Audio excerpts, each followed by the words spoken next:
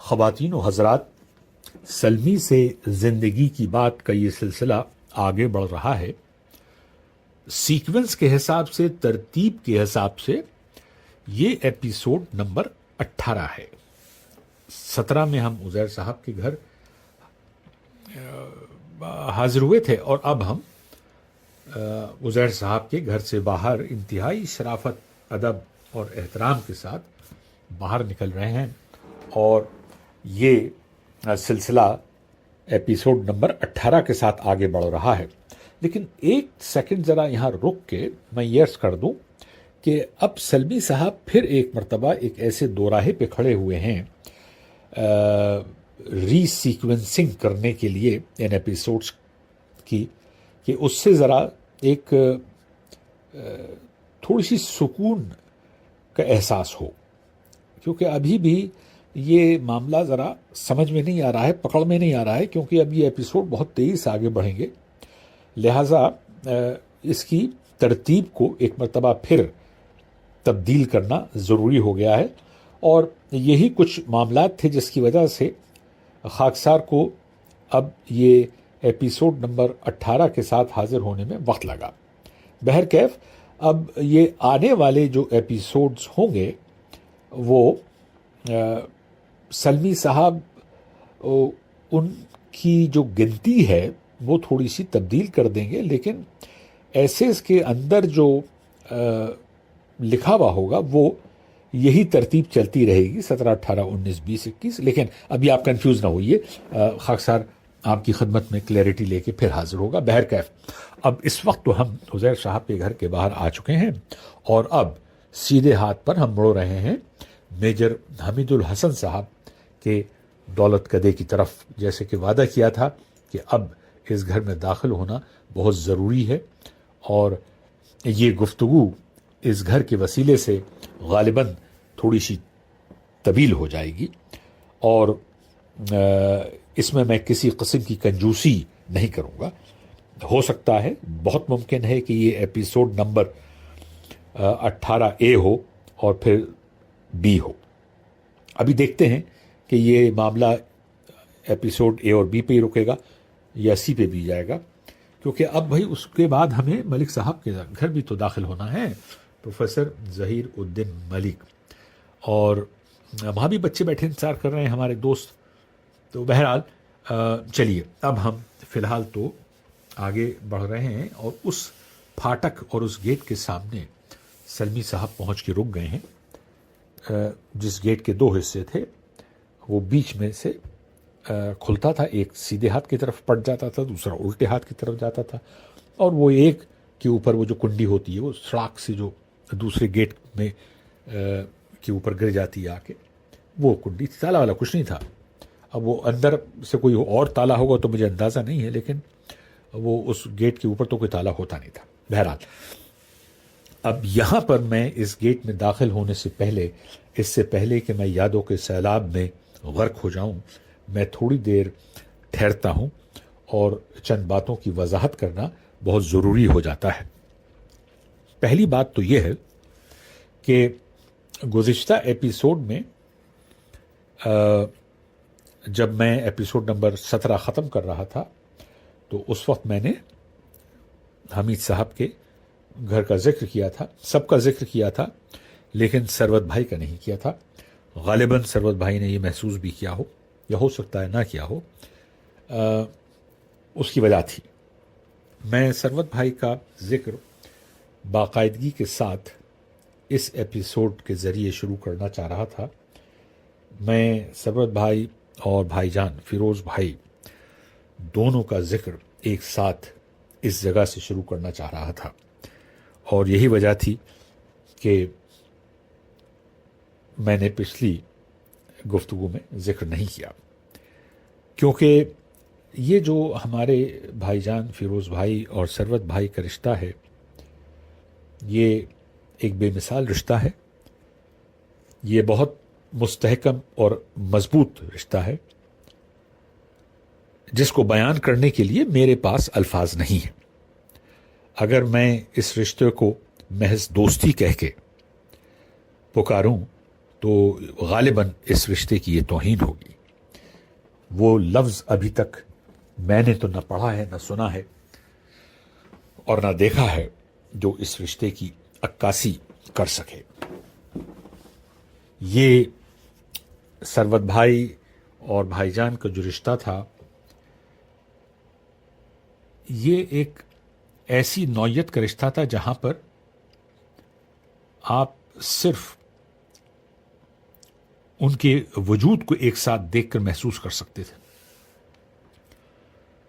بقول ثروت بھائی کے کہ یار یہ جو فیروز کے ساتھ ہم لوگوں کا ایک رشتہ تھا، وہ کبھی کبھی محسوس ہوتا تھا کہ بھائیوں سے بھی بڑا ہے. اب یہ دیکھیے آپ ذرا ثروت بھائی کی شفقت، انسانیت، احترام اور ادب اور اس رشتے کی پاکیزگی کو قبول کرنا. کہاں آج کل ایسے لوگ ملتے ہیں بھائی؟ وقت گیا، بات گئی، لوگ گزر گئے، حالات بدل گئے، 50 سال گزر گئے، 60 سال گزر گئے، 70 سال گزر گئے. اب کبھی وہ نام ابھرتے ہیں یادوں میں بھی، تو تھوڑی دیر کے بعد مدھم ہو جاتے ہیں. بہرکال تو یہ اب تفصیل سے شروع ہوگا. اور ایک بات آپ کی خدمت میں عرض کر دوں، کیونکہ یہ پھر میں ذہن سے نکل جاتا ہے بھائی، پھر میں پھسل جاتا ہوں. سلمی صاحب تو پھسلتے اتنا ہے دنادن کہ پھر مشکل ہو جاتی ہے. اب یہ ایک جو رشتہ ثروت بھائی کا اور فیروز بھائی کا تھا، وہ اس کی کئی چیزوں کو میں ہائی لائٹ کروں گا وقت کے ساتھ، کیونکہ یہ ذکر جو ہے ہم حمید صاحب کے گھر داخل ہوں گے، اس کے بعد باہر آئیں گے، لیکن یہ جو معاملات ہیں زندگی کے چاروں طرف، یہ بار بار آئیں گے. چاہے ہم منٹو سرکل میں مڈل اسکول میں چلے جائیں، ہائی اسکول میں چلے جائیں، پھر یونیورسٹی میں آ جائیں اور پھر ہم یونیورسٹی میں داخل ہو جائیں، مگر یہ انگلش ہاؤس میں آ جائیں، یہ سب سلسلہ پیرالل ہی چلتا رہے گا. یہ نام بار بار ابھر کے آئیں گے اور انتہائی مضبوطی کے ساتھ آئیں گے اور احترام اور ادب کے ساتھ آئیں گے. تو اب ذرا اس کو میں آپ کو ذرا جلدی سے بتا دیتا ہوں. اس وقت اگر ہم انگلش ہاؤس کے سامنے کھڑے ہو جا کے، تو سیدھے ہاتھ پہ بھائی صاحب کا سہیل بھائی کا کمرہ تھا، الٹے ہاتھ پہ بھائی جان فیروز بھائی کا کمرہ تھا. دروازہ ایک اندر کھلتا تھا، ایک باہر کھلتا تھا. سہیل بھائی کے دونوں دروازے باہر کھلتے تھے. بہرحال بھائی جان کا جو کمرہ تھا، اس کے پلنگ کے نیچے بنڈل کے بنڈل رکھے ہوتے تھے. ابن صفی کے اردو کے ناولز تھے نا وہ جناب. ایک ابن صفی صاحب جو میں نے وہ ناول کبھی نہیں پڑھے، لیکن فیروز بھائی ہو کیا پتہ نہیں ثروت بھائی ان کو پڑھتے تھے نہیں پڑھتے تھے، لیکن وہ جاسوسی دنیا کے جو ناولز ہوتے تھے، غالباً میں ایک کریکٹر ہوتا تھا فریدی کا، اور ایک کوئی کریکٹر ہوتا تھا حمید کا، اور نہ جانے کہاں سے بھائی جان وہ ناولز لے کے آتے تھے، اور وہ کبھی پھینکتے بھی نہیں تھے. ان کو بنڈل بنا کے پلنگ کے نیچے رکھ دیا کرتے تھے. اب آپ کہیں بھائی پلنگ کے نیچے کو رکھتے تھے یار یہ، کیونکہ اس زمانے میں اس طرح کے ناولز جو ہیں وہ بہت معیوب سمجھے جاتے تھے. ذرا امپریشن ٹھیک نہیں تھا ان ناولز کا. اور بھائی جان کو 2 چیزوں کا شوق تھا: کرکٹ کی کمنٹری کا اس زمانے میں جب ہم لوگ انگلش ہاؤس میں تھے، اور یہ ابن صفی کے جاسوسی دنیا کا. اللہ کی پناہ. تو بہرحال تو یہ جو ہیں ثروت بھائی اور کو خوب اچھی طرح اس واقعے کا معلوم ہے. ابھی تو بہت واقعے ہیں بھائی، یہ تو ابھی ابتدا ہوئی ہے، لیکن ابھی ہم جلدی سے پاپا اور باجی کے گھر میں داخل ہوتے ہیں. دیکھیے حمید صاحب کو سب بچے ان کے پاپا کہتے تھے، ہم بھی پاپا کہتے تھے. اپنی والدہ کو باجی کہتے تھے، ہم بھی باجی کہتے تھے. اب داخل ہونے سے پہلے ایک چیز کا اور ذرا کلیریفیکیشن کر دوں میں، اور پھر وہیں بات آ جاتی ہے کہ دوستی لفظ جو ہے وہ عکاسی کرتا ہے کچھ رشتوں کی کہ نہیں کرتا. پچھلے گزشتہ غالباً ایپیسوڈ نمبر 16 میں اور پھر 17 میں بھی میں نے ایک اپنے دوست کا ذکر کیا تھا، بچپن کے ساتھی، کہ بھائی انہوں نے بڑی تنبیہ کی تھی ہم کو جب ہم 18 سال کے بعد اس سفر کو اختیار کر رہے تھے، اور انہوں نے ہم سے بارہا کہا تھا، سمجھا کے کہا تھا کہ بھائی سلمی ذرا اپنے شاک ایبزاربرس مضبوط کر لیجیے گا، وہ جو وہ ہوتی ہیں نا گولیاں پڑی ہوئی اندر ننی منی بال بیئرنگز، اس میں بہت ہی اچھا معقول سچا تیل پڑوا لیجیے گا، مالش والش کروا لیجیے گا اچھی طریقے سے، کیونکہ جھٹکے تو لگیں گے، ارے بھائی جھٹکے تو لگیں گے، اب لگیں گے تو لگیں گے، لیکن آپ کو تو تیار رہنا ہے۔ تو ارے بھائی ہم تو ایسے تیار ہوئے کہ ڈاکٹر عاجز آ گیا، یہاں کے کمپاؤنڈرز فارمیسسٹ ہم کو دیکھ کے ڈیسک نیچے گھس جاتے تھے کہ یہ بھائی کون سی وبا آ گئی ہے، اس کو کیسے مینج کریں۔ یقین کیجئے ہم نے کوئی انجیکشن، کوئی شاٹ، کوئی دوا، کوئی اینٹی بائیوٹکس چھوڑی نہیں تھی جس کو ہم نے سوت نہیں لیا ہو، بالکل ٹھوک بجا کے مضبوطی سے کہ بھئی اب تو کوئی چیز ہمیں نقصان پہنچا ہی نہیں سکتی۔ اب دیکھیے ذہن کا، یادوں کا، جذبات کا، اس کی تو کوئی دوا ہے نہیں کہیں پر بھی، اور نہ کبھی بنے گی۔ اگر آپ کے جذبات، احساسات اس مقام پہ پہنچے ہوئے ہیں جہاں ان کو ہونا چاہیے، تو بھائی اس کی کوئی دوا نہیں ہے۔ یہ تو ہم کو اس بار اچھی طریقے سے ایک بار پھر سمجھ میں آ گیا۔ بہرکیف تو ہم نے اپنے فنڈے ٹھیک کر لیے تھے اور شاک ایبزاربرس مضبوط کر لیے تھے۔ ایک تو یہ انہوں نے رائے دی تھی، اور وہ رائے ہم نے بہت آرام سے اچھی طریقے سے اپنے بٹوے میں رکھ کے زپ لگا کے جیب میں رکھ لی تھی، اور اس پہ ہم عمل کرتے گئے۔ لیکن یہ تو انہوں نے وضاحت ساتھ کہہ دیا تھا کہ بھئی دیکھو یہ جو شاک ایبزاربرس ہیں یہ بھی بیچارے کام نہیں آئیں گے جہاں تک کہ احساسات، جذبات اور یادوں کے سیلاب کا معاملہ ہے، کیونکہ سیاح جو ہے، جو سیلر ہوتا ہے، وہ سمندر کی ہواؤں سے نہیں ٹکرا سکتا، ان کو قابو نہیں کر سکتا، تو اس کی کوشش بھی مت کرنا، گو ود دا فلو۔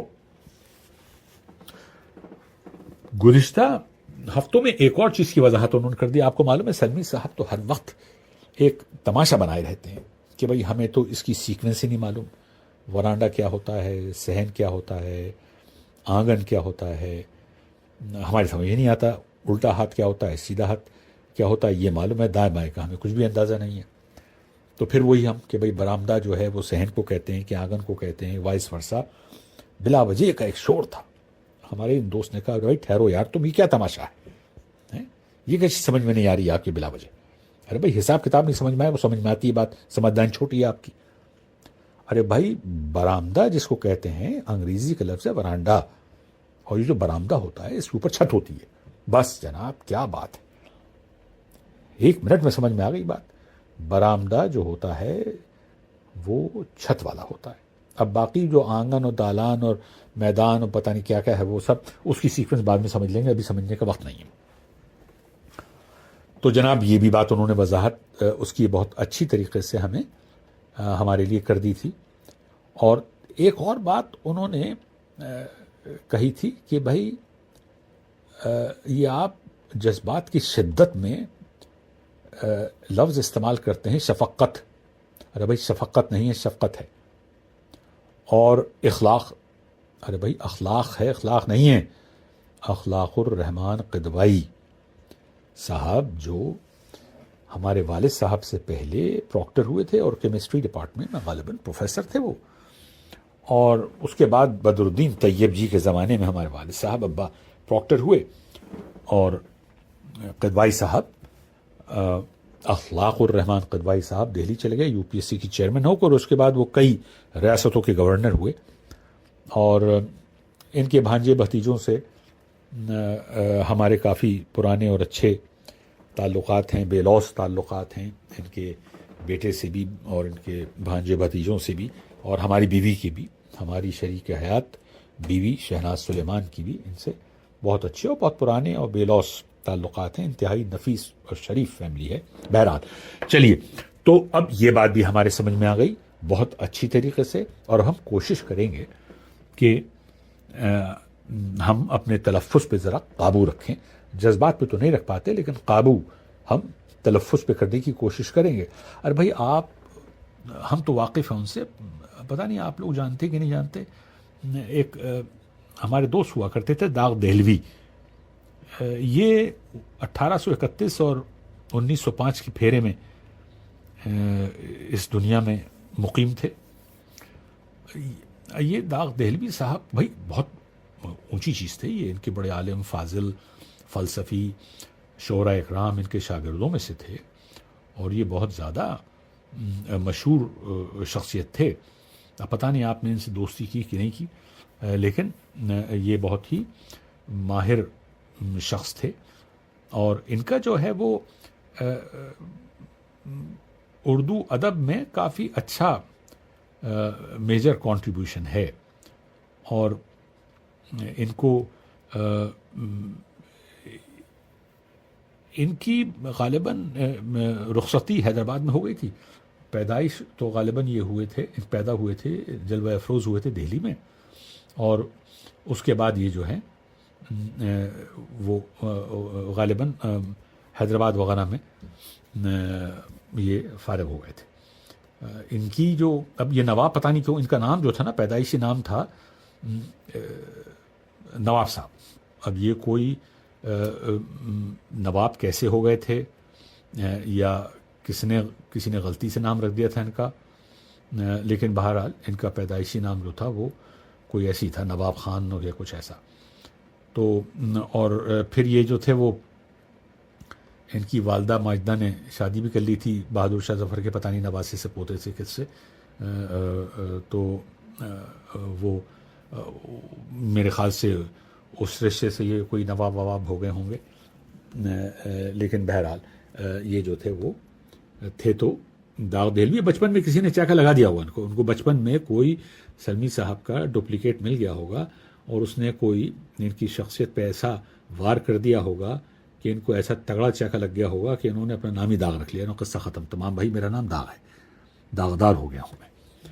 تو اب جہاں تک تلفظ کا سوال ہے، اب دیکھیے سلمی صاحب اپنے آپ کو ڈیفینڈ نہیں کر رہے ہیں، لیکن یہ داغ بھائی جو ہے نا ہمارے دوست، یہ بھی کہہ کے چلے گئے ہیں کہ نہیں کھیل اے داغ یاروں سے کہہ دو، نہیں کھیل اے داغ یاروں سے کہہ دو کہ آتی ہے اردو زباں آتے آتے. کیا بات ہے، واہ. یہ سلمی صاحب کو کور پرووائڈ کر کے چلے گئے داغ بھائی. تو چلیے اب یہ جو داغ بھائی نے کہا ہے بہت ہی اچھی سی بات کہہ دی. نہیں کھیل اے داغ یاروں سے کہہ دو کہ آتی ہے اردو زباں آتے آتے. واہ کیا بات ہے. تو لیکن یہ میرا وعدہ ہے کہ میں اپنی اصلاح کرتا رہوں گا، اور آپ سب سے درخواست ہے، گزارش ہے کہ آپ بے خوف و خطر خاکسار کو ٹوک سکتے ہیں. اور یہی سلمی صاحب بارہا کہتے رہتے ہیں، اور وہ آج بھی اس پہ عمل کر رہے ہیں. اور وہ عمل صرف یہی ہے، living to learn and learn to live and love. اب جناب علی اس تمہید کے بعد یہ لیجیے 18 منٹ ہو گئے. اب ہم داخل ہوتے ہیں حمید صاحب کے، میجر حمید الحسن صاحب کے گھر میں، جہاں ہماری ملاقات ہر اس یاد سے ہوگی، ہر اس جذبے سے اور احساس سے ہوگی جس کو کبھی بھی میں، کم از کم میں دور نہیں کر سکتا. اور میں بہت آرام سے داخل ہوں گا. یہ میں جلد بازی میں جو ہے وہ بتی بھرتا ہوا نظر نہیں آؤں گا، کیونکہ ہر احساس اور ہر جذبے کے ساتھ ایک ادب ہے، ایک لحاظ ہے، ایک وقار ہے، اور اس کو میں کمپرومائز نہیں کر سکتا. تو چلیے جناب، وہ پھاٹک تو کھلے ہوا ہے، اندر داخل ہو گئے. اب الٹے ہاتھ پر ایک ہیج ہوتی تھی ہرے رنگ کی، بہت اچھی گہرے رنگ کی، مضبوط. لگتا تھا کہ اس کی کافی خاطر مدارات ہوتی ہے. اور یہ خاطر جو کرتے تھے یہ حنیف میاں کرتے تھے، تمیزن بوا کے بھائی. اور وہ بہت سے کام کرتے تھے، آگے بھی چلیں گے، بتائیں گے ان کے بارے میں بہت تفصیل سے. اور سیدھے ہاتھ پہ اگر آپ دیکھیں گے تو وہاں پر بھی ایک ہریالی سی تھی، دیوار کے سہارے سہارے کچھ پھول پودے تھے. اور یہ وہ حصہ تھا جہاں پر پاپا کے چھوٹے بھائی چچا کا قیام تھا. ہم ان کو چچا کہتے تھے. انتہائی مخلص، انتہائی مہذب، نرم مزاج، بہت کم گو، اور آواز میں بے پناہ نرمی. یہ ان کا میں ذکر کرتا ہوں تو ہمیشہ اس طرح کرتا ہوں، اور وہ اپنا اکثر پودوں میں پانی وغیرہ دے رہے ہوتے تھے یا کہیں جانے کے لیے تیار ہو رہے ہوتے تھے اور جا رہے ہوتے تھے، اور نگاہ پڑتے ہی مسکراتے تھے اور ہم ان کو بہت ہی عزت سے سلام کرتے تھے، اور وہ مسکرا کے کہتے تھے کیسے ہو، ٹھیک ہو؟ اور ہم اس کا جواب دیتے جی ہاں چچا بالکل خیریت، اچھا، بس یہ کہہ کے پھر وہ اپنے جو بھی چیزوں میں مصروف ہوتے تھے اس میں مصروف ہو جاتے تھے۔ اب ہم جب آگے بڑھ رہے ہیں تو ابھی ہم سیدھے ہاتھ پہ نہیں مڑیں گے، وہ ڈیوڑی کی طرف نہیں جا رہے، زنانے کی طرف، پتہ نہیں وہ زنانہ دروازہ اور مردانہ دروازہ کیوں کہتے تھے، بہرحال اب ہم تھوڑے سیدھے جائیں گے آگے، اور آگے کیوں جا رہے ہیں یہ بتانے کے لیے کہ بھائی سمجھ میں آ گیا ہے برآمدہ، اب ہم برآمدے میں داخل ہو رہے ہیں جس کے اوپر چھت ہے۔ اب برآمدے میں داخل ہوں گے تو سیدھے ہاتھ پر ایک دروازہ ہے جو ڈرائنگ روم جسے ہم کہتے ہیں، اور کئی در تھے اس میں الٹے ہاتھ پر جو صحن میں یا آنگن میں جاتے تھے، یہ گھر کا باہر کا حصہ تھا۔ اور تھوڑا اور آگے بڑھیں گے تو دروازہ تھا جو پاپا کے اپنے ذاتی کمرے میں جاتا تھا، یہ باہر کا دروازہ تھا۔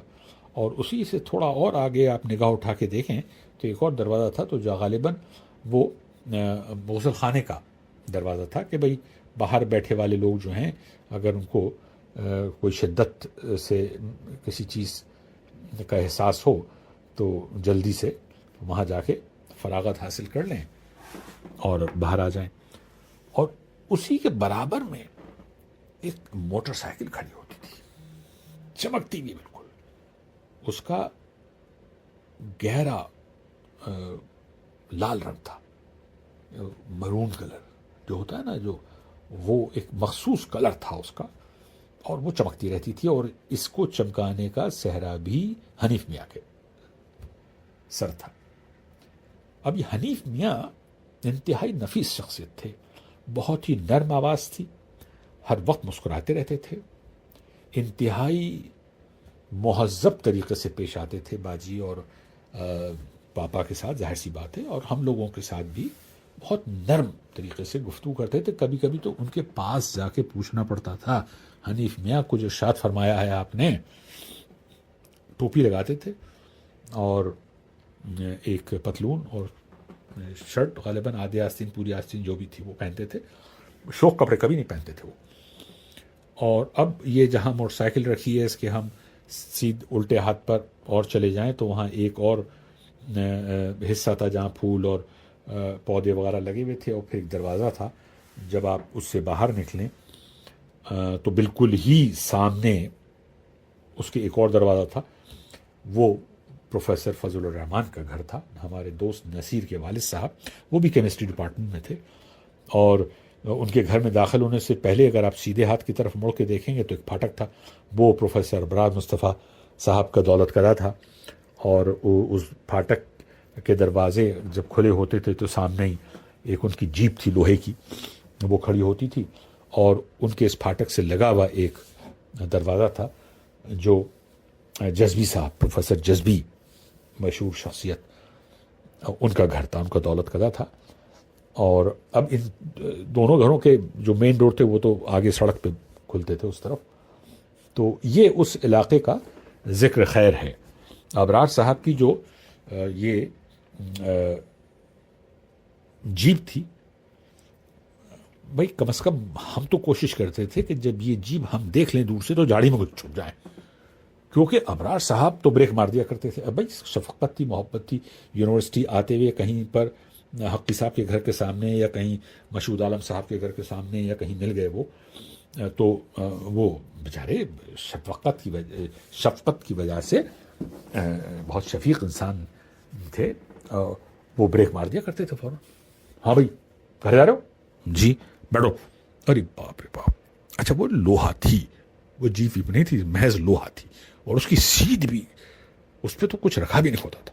اب آپ بیٹھ گئے جب تو ایک تو پیٹ میں دوپہر کو ویسے بھی کچھ نہیں کھانا، تو جناب وہ ہل جاتا تھا نظام اندرونی، اور جب آپ اترتے تھے تب ان کے سامنے تو کہا نہیں سکتے تھے، آپ کی چولیں ہل جاتی تھیں، باجے بج جاتے تھے، لیکن بہرحال انتہائی ادب کے ساتھ شکریہ ادا کر کے اور ہم اس عجیب سے اترتے تھے۔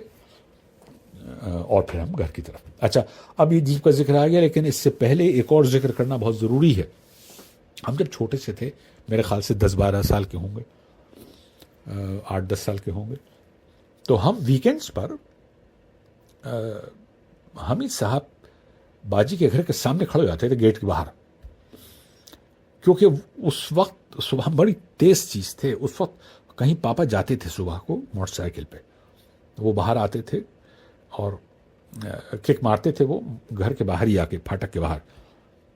تو وہ انہوں نے مارا کک اور ہمیں دیکھا، ہم مسکرانے کھڑے ہوئے.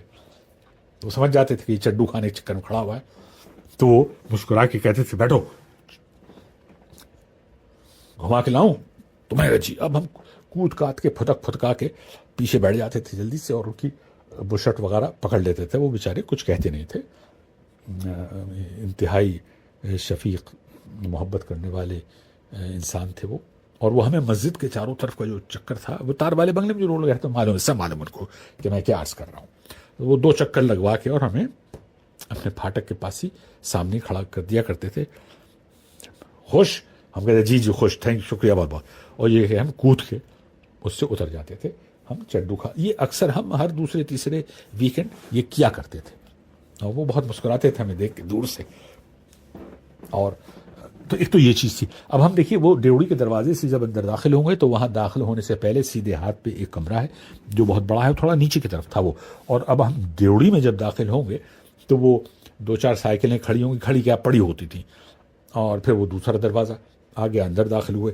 اندر جیسے ہی داخل ہوئے اور باجی کی نگاہ جیسے ہی پڑی تو وہ مسکرا کے، انہوں نے میرا نام رکھا ہوا تھا گولو، مسکرا کہہ رہے گولو آ گئے بھائی.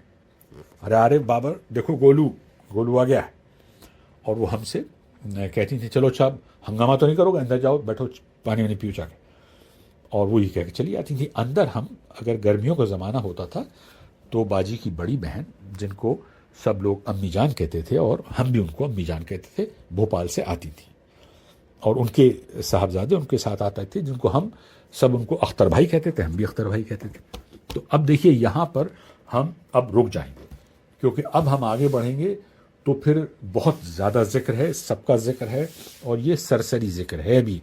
میں آپ کو یقین دلا رہا ہوں یہ ایپیسوڈ نمبر 18A ہوتا ہوا نظر آ رہا ہے.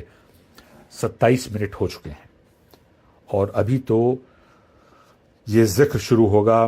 اچھا دیکھیے، اب نجمہ آپا اور شوکت بھائی کے ساتھیوں میں تو ہمارے گھر میں کوئی اس عمر کا نہیں تھا، لیکن باقی پھر نیچے سب تھے، اور سب کے ذکر ہوں گے تفصیل سے، وہاں آنے والوں کے، ملنے والوں کے. اور نجمہ آپا، شوکت بھائی، ثروت بھائی، طارق بھائی، کوثر اور عارف اور بابر، ان سب کے ذکر ہوں گے اور تفصیل سے ہوں گے. اب اجازت دیجیے، اور اس ایپیسوڈ میں دیر ہونے کے لیے میں معذرت خواہ ہوں. اور اب غالباً 18B میں 3 دن کے بعد ہی لے کے حاضر ہو جاؤں گا، کیونکہ پھر اس کے بعد ہمیں پروفیسر ظہیر الدین ملک صاحب کے دولت کدے میں داخل ہونا ہے. اور وہاں بھی بڑی لمبی لمبی داستانیں ہیں، بڑی بڑی تگڑی داستانیں ہیں بھائی. اور اس معاملے میں ہم لوگ بڑے خوش نصیب ہیں کہ ہر اس گھر سے، اس محلے کے ہر گھر سے ہم کو تربیت ملتی تھی، تعلیم ملتی تھی، اور ہماری شخصیت کو نکھارنے میں ان لوگوں کا بہت گہرا ہاتھ تھا، بہت دخل تھا. اور اس کا بیان اسی حساب سے تفصیل سے ہوگا. اب اجازت دیجیے، جلدی ہی ملاقات پھر ہوگی.